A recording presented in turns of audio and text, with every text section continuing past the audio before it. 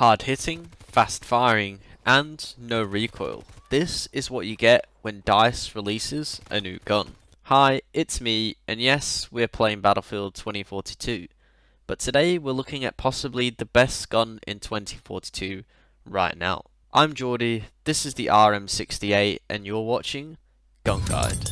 Now, the RM277, also known as the RM68 in-game, is an assault rifle recently released in Season 4 and was an unsuccessful contender for the US Army's Next Generation Squad Weapon program.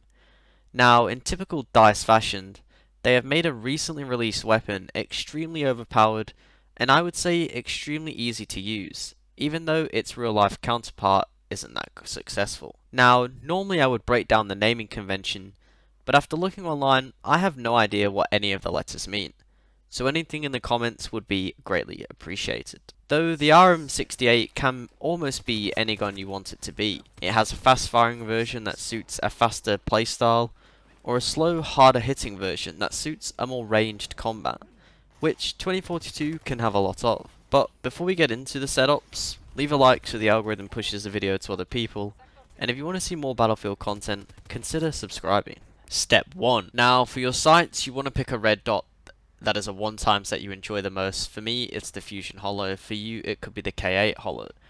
Then, as a backup, you want a mid-range sight, so I go with the TV 2x, as it's probably the better one here. And then you want something that's 3 or 4 times. I've been switching between the Raven 4X and the Bravo 3X just for that bit of extra range when you need it. Step 2. For the ammo types, I think the close combat is probably the better one, as it allows you to have a better fire rate and get more bullets and damage out. As a backup, you want standard issue extended, and then after that, you just want standard issue. Step 3. Now for the grips, I've been running the LWG grip as it gives you better accuracy while moving, which is something that you always do. As a secondary, I have been running the laser sight even though it's taken itself off, and this is either the normal one or the STNR, which is the green one. This is probably the better one to use. Step 3. Now, the best thing to run on this is the short barrel. It basically has no downside other than lower accuracy and projectile velocity, but you don't even notice it and it increases fire rate. As a backup, if you want a little bit more control and range, I go with the suppressor brake, and then for a third option, I don't use one.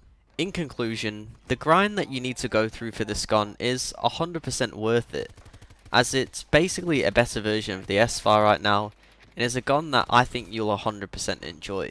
So it's a gun I highly recommend and is 100% worth the grind. And if you need help with anything else on 2042, maybe the guides on screen could help you, but apart from that, we're done, and I'll catch you guys in the next one.